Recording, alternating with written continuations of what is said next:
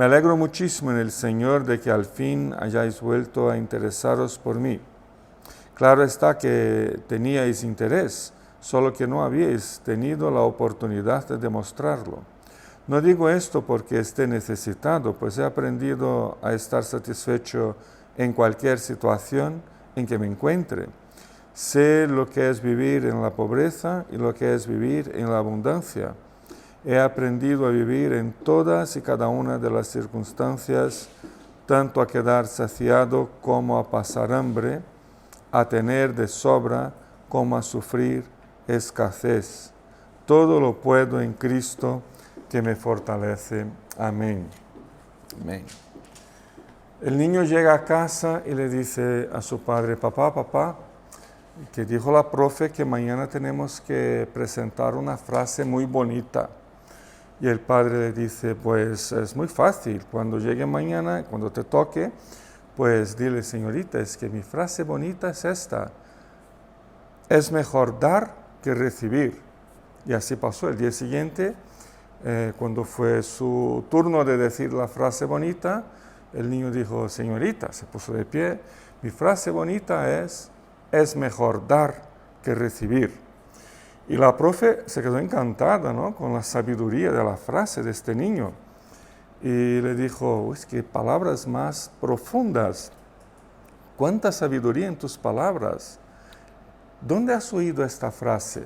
¿Quién te la ha dicho? Y el niño dijo: pues señorita, la aprendí con mi padre. Ah, pues tu padre seguro que es un hombre muy sabio, de mucha profundidad. ¿A qué se dedica tu padre? ¿Es pastor de la iglesia? No, señorita, mi padre es voceador. La experiencia de dar, la experiencia de contribuir, de participar y ofrendar, es parte permanente de la esencia de la espiritualidad de todos los cristianos. En cualquier lugar del mundo, en cualquier época de la historia. Y eso nos incluye a ti y a mí, nos incluye a todos nosotros.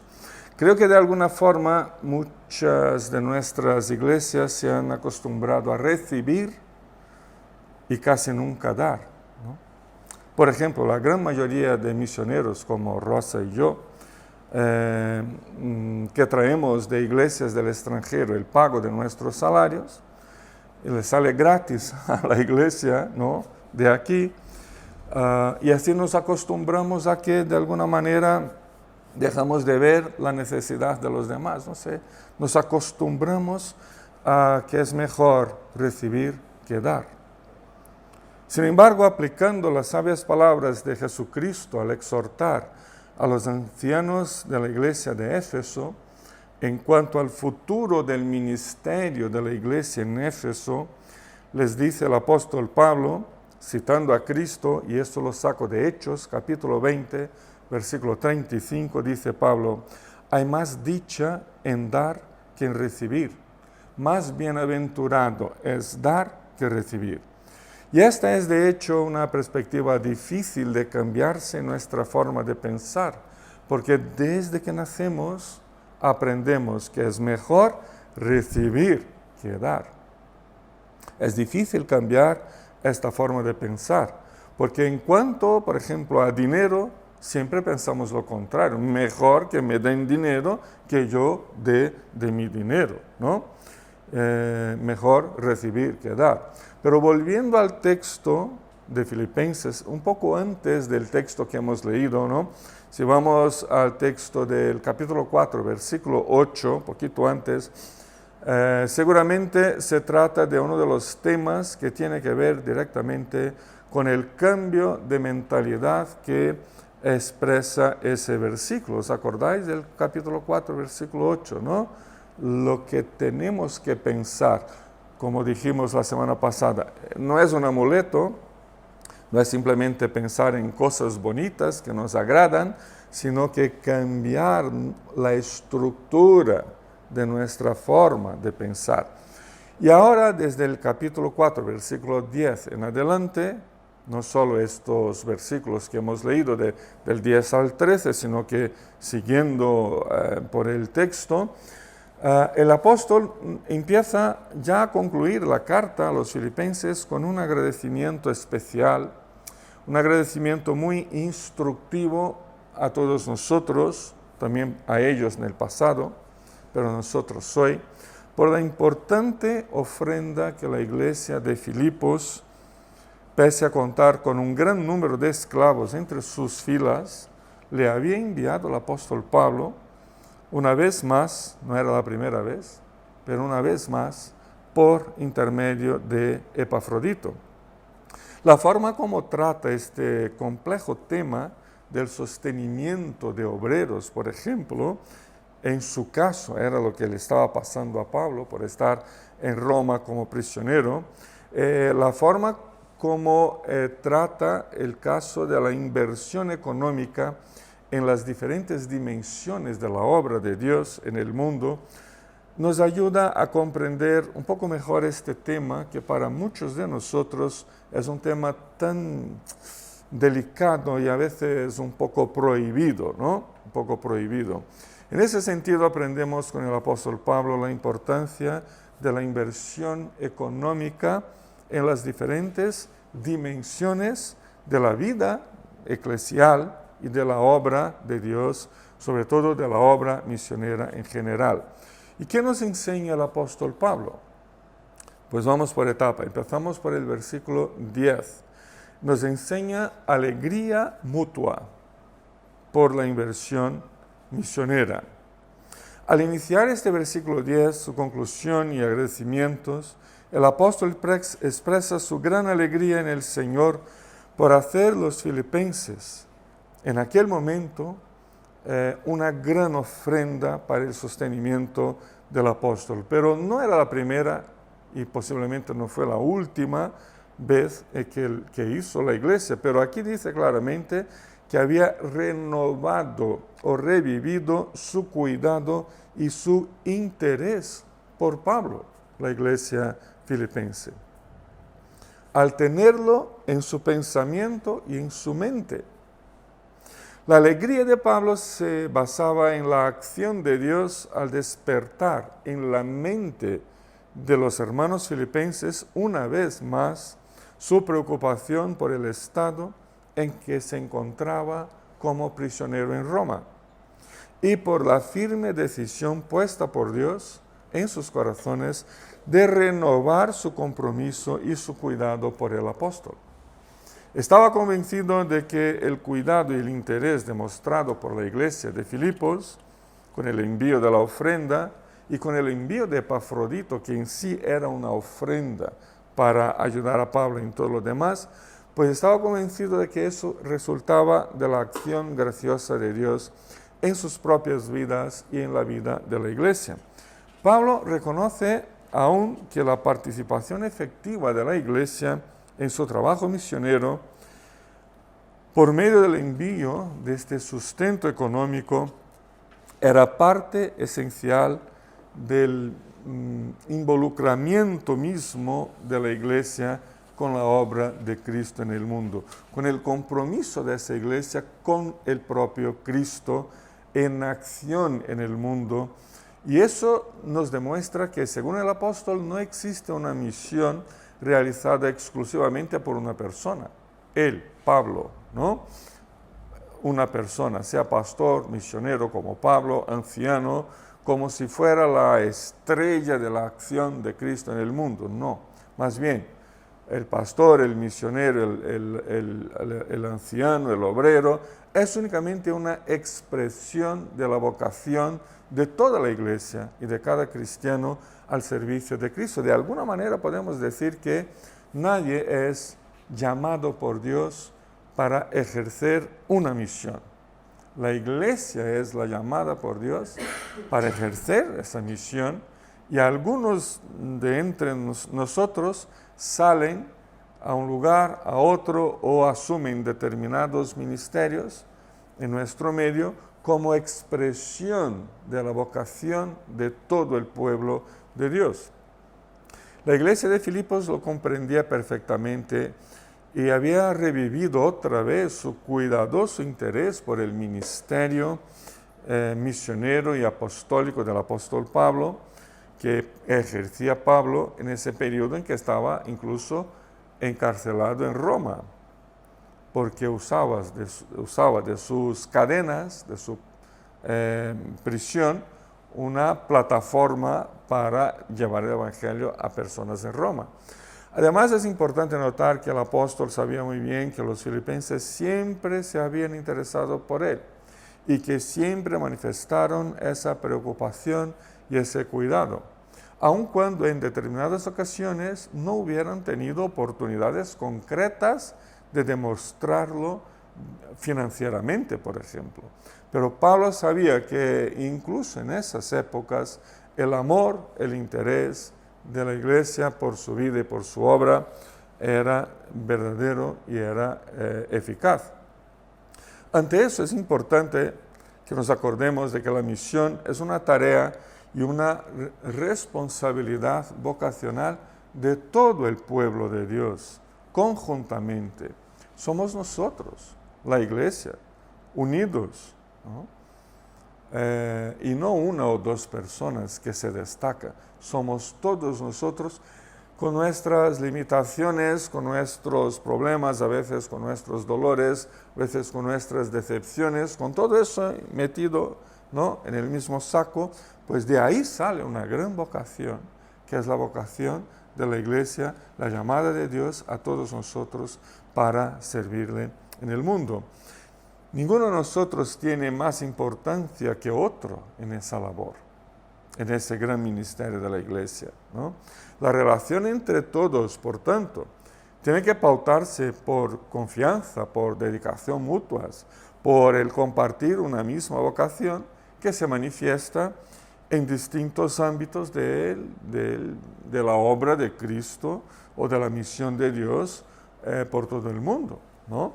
Por el interés, por el cuidado, por la oración de los unos por los otros. Alegría. Alegría era la pauta del apóstol Pablo y aprendemos que esa alegría tiene que ser mutua. De igual manera notamos que ese compartir de la alegría y de la vocación, esa mutualidad en la dedicación, en el cuidado, en la oración y en las inversiones, ¿no?, debe convertirse en pautas concretas de acción, tanto para nosotros que creemos en Cristo, como para todos los demás. O sea, servimos a todos los demás. Así que el compromiso misionero de esa manera debe ser visto y vivido por todos y por cada uno de los hijos de Dios de forma mutua, de forma cuidadosa y participativa. La renovación del interés, que es la palabra que usa el apóstol Pablo, ¿no?, y la grandeza de la alegría del Señor, que es la otra expresión, son experiencias concretas que necesitamos todos aprender y compartir a diario dentro del ámbito de esta gran misión cristiana que nos ha dado el Señor entre todos los seres humanos. Pero vamos a los versículos 11 y 12. Además de esa alegría mutua por la inversión que todos podemos hacer en el reino de Dios, el apóstol nos enseña que debemos vivir satisfechos con el sustento diario.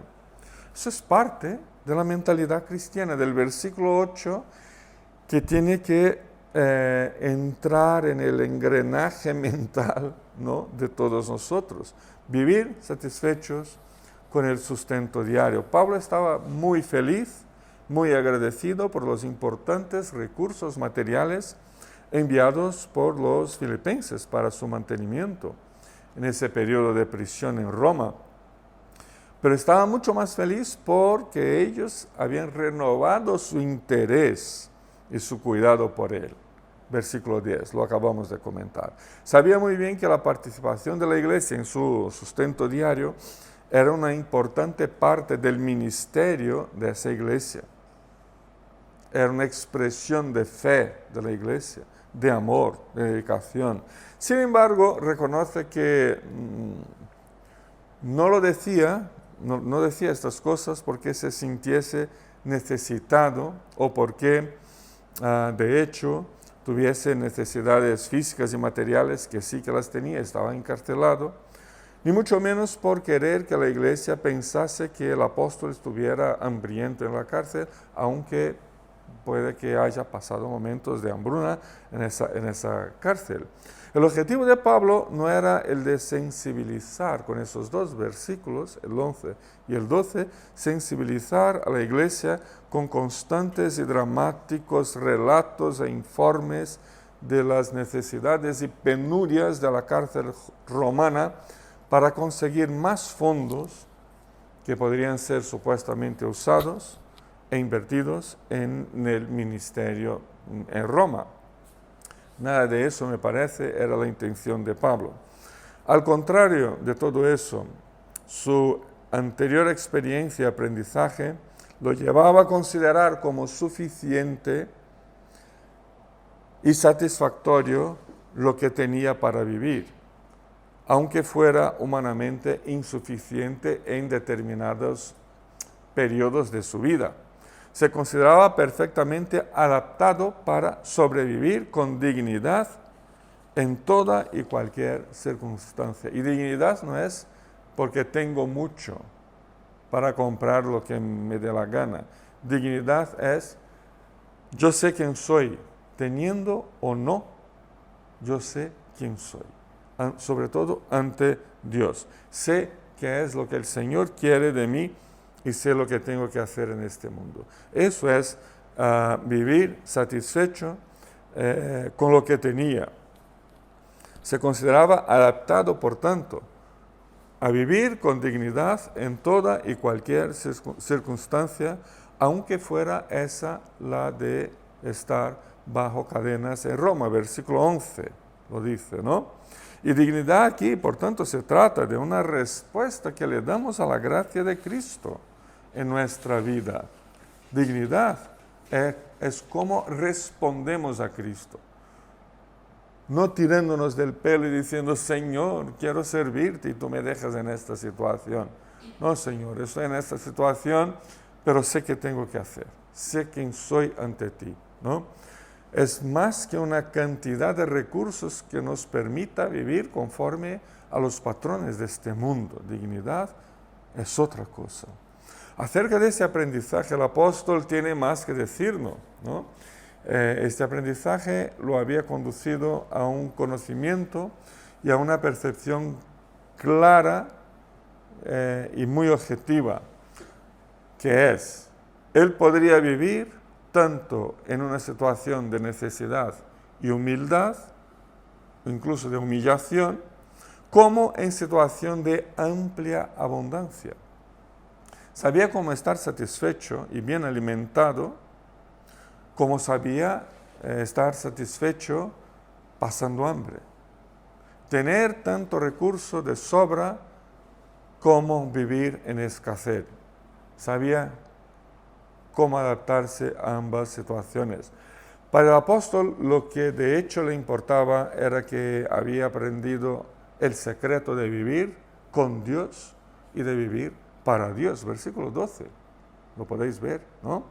Él aprendió el secreto de vivir con Dios y vivir para Dios. Y ese secreto no es un secreto que está guardado, ¿no?, bajo llave, no. Este secreto, por el contexto aquí, versículo 12, solo puede ser aprendido y vivido, sea por los que creemos genuinamente en Cristo, al consagrar nuestros recursos, nuestras vidas, nuestros dones, nuestros talentos, sean cosas personales, capacidades, dones como cosas materiales y económicas, pero consagrar todo lo que somos y tenemos a Dios y a su obra en el mundo, en base al Evangelio de Jesucristo, no en base a lo que nosotros nos gustaría tener, ¿no?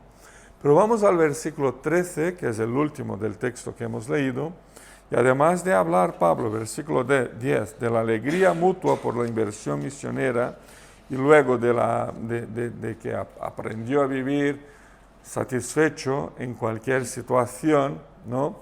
Versículo 13, el apóstol nos habla ahora de este secreto, ¿no? Va a ampliar cuál es ese secreto de consagrar nuestros recursos y nuestros talentos y nuestra vida al Señor. Pues aquí, versículo 13, ¿a qué secreto se refiere el apóstol en el versículo 12? Ciertamente aquí no se refiere a ninguna clase de experiencia sobrenatural, ¿no? O mística o esotérica o cosas así. El secreto aprendido por el apóstol Pablo es el mismo que todos nosotros que somos creyentes en Cristo Jesús aprendemos cada día. Dice, todo lo puedo en Cristo que me fortalece. Ese es el secreto, ¿no? Todo lo puedo en Cristo que me fortalece, versículo 13.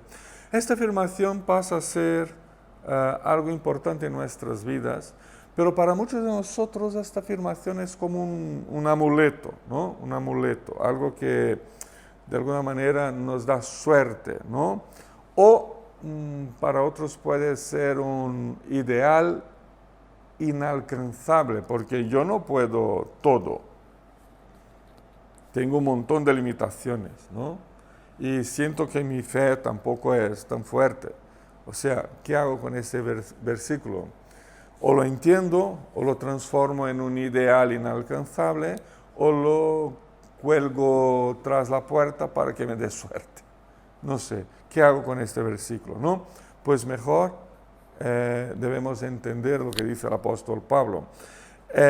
Toda la fuerza y el poder que recibimos a diario de Cristo, y esta fuerza, este poder se considera una experiencia universalmente cristiana, o sea, todos nosotros que creemos en Cristo tenemos esta misma experiencia, pues esta experiencia, este poder que nos viene de Cristo, tiene el objetivo de capacitarnos y habilitarnos a vivir con Dios y a vivir para Dios. No para que seamos superhombres y supermujeres, que podemos hacer cosas extraordinarias, no. Simplemente es el poder, es la capacidad, es la habilidad de vivir con Dios, vivir para Dios, felices y adaptados a las distintas condiciones que nos toca vivir. Porque eso se lee desde el contexto del versículo 11 y 12, ¿no? Cuando Pablo dice, mira, es que yo aprendí a vivir feliz y satisfecho teniendo una mesa con un montón de comida y mucho dinero en el banco, como también estoy muy satisfecho de servir a Cristo metido en una cárcel romana. La conclusión es, el secreto es que recibimos de Cristo fuerza para vivir para Dios, para vivir con Dios, adaptados a la circunstancia que sea, ¿no? De escasez o de abundancia, de enfermedad o de salud, etcétera, etcétera, etcétera, etcétera. Eso significa que Pablo y que cada uno de nosotros recibimos por la gracia de Cristo las condiciones espirituales necesarias para vivir en amplia abundancia como en situaciones adversas, pero en ambos casos viviendo la abundancia de la fe. La abundancia de la fe es lo que más me interesa. Es importante notar que en ambas situaciones, que ambas, abundancia y escasez, en ambas situaciones nos indican, o que estas situaciones nos indican distintas realidades de vida humana que componen la sociedad humana, ¿no? Que compone el ser humano. Cuando nos vemos metidos en el mundo, conviviendo con la gente, ¿no? Con vecinos, con compañeros de trabajo, con amigos, con familiares, vemos que esta realidad de abundancia y escasez, pues se da en todos los ámbitos de la vida humana. Y si queremos ser una iglesia con la mano tendida al otro, al prójimo, al no creyente, aunque este no creyente sea un familiar o mi vecino de al lado, tengo que verme como parte de ese mundo en ese sentido. ¿Qué quiere decir Pablo? Que si parte de nosotros tiene abundancia y si otra parte de nosotros, ¿no?, de entre nosotros, vive muy justos ahí todos los meses, ¿no?, creo que la mayoría vive así, supongo, pues es una forma de que nos identificamos con las demás personas y somos, cada uno de nosotros, misioneros del Señor, servimos a Cristo, llevando la abundancia de fe a la escasez de comida en algunas casas y llevando la abundancia de fe en la escasez de amistad, de paz, aunque haya mucha comida en la mesa, en otras casas. No sé si me hago entender, ¿no? No sé si me hago entender. Pero aquí tenemos ese versículo 13 como el secreto es que somos iguales que los vecinos. Nos enfermamos, nos quedamos sin trabajo, no tenemos cómo pagar. O, vivimos un momento, ¿no?, que tenemos de sobra, como algunos otros. Pues con todas esas experiencias entre nosotros, nos convertimos como iglesia, como familias, como individuos, en una gran nación misionera, ¿no? Y podemos compartir esa abundancia de fe a otras personas, porque sabemos lo que están pasando. Todo lo puedo en Cristo que me fortalece no es la clave, no es el amuleto para la riqueza, para la salud perfecta o para las constantes victorias conforme nuestros planes personales. No. Porque si todo puedo en Cristo, ¿por qué no le pido a Dios más enfermedad y más pobreza? Ya que todo lo puedo en Cristo. No, pero no, es un amuleto para el otro lado, ¿no? Se trata de un concepto profundamente enraizado en el Evangelio de Cristo que nos exige consagrar al Señor todo nuestro ser, todo lo que somos, todo lo que tenemos, incluso nuestros recursos financieros, como hicieron los filipenses, una iglesia que tenía Lidia, empresaria, pero que la otra mitad de la iglesia estaba compuesta por esclavos que no tenían nada, o muy poco, ¿no? Tenían muy poco. Este versículo es la clave para afrontar y vencer la provación que nos representa el tener con abundancia. Tener mucho es una probación. Tener mucho es una probación. Ya decía Juan Calvino, al interpretar Santiago capítulo 1, ya nos enseñaba Calvino hace 500 años la gran tribulación que es ser rico, al igual que la gran tribulación que es ser pobre. Y ambos, hermanos ricos y hermanos pobres, según la interpretación de Calvino, ambos tienen un gran e importante ministerio que ejercer en relación al otro. Uno para suplir y el otro para recordarle al primero que lo que tiene no es porque es mejor, es porque el Señor le ha dado algo para servirle de una manera específica. Este versículo es la clave para afrontar y vencer la provación que representa tener mucho. Y clave para afrontar la provación que significa vivir con casi nada. De esa manera podemos identificarnos con todos los demás seres humanos en cada una de sus situaciones de vida. Estamos hablando de tener o no tener, ¿no? Comida o dinero, pero puede ser salud o enfermedad. Puede ser el sentimiento de soledad. aunque rodeado de mucha gente, me falta verdaderos amigos en quien yo pueda confiar, ¿no? O sea, las situaciones se multiplican, se multiplican. Se trata, por tanto, de una de las principales claves y fundamentos para que podamos vivir la misión y la obra de Cristo en el mundo como pueblo, y así fortalecidos por Cristo y a la vez identificados con todos los demás seres humanos, nos consagramos todos juntos a la misión de Dios en el mundo. Más bienaventurado es dar que recibir, una máxima que desde la perspectiva humana alejada de Dios, la perspectiva pecadora, fundamentada en el egoísmo de uno, parece algo totalmente sin sentido. Pero si lo vemos desde la perspectiva revolucionaria propuesta por el Evangelio de la gracia de Cristo, el más bienaventurado es dar que recibir se encaja perfectamente en la esencia del ministerio cristiano, de la vida cristiana, de la vida de la familia cristiana, de la vida de la iglesia cristiana, de la vida de todos los creyentes, de mi vida, de tu vida.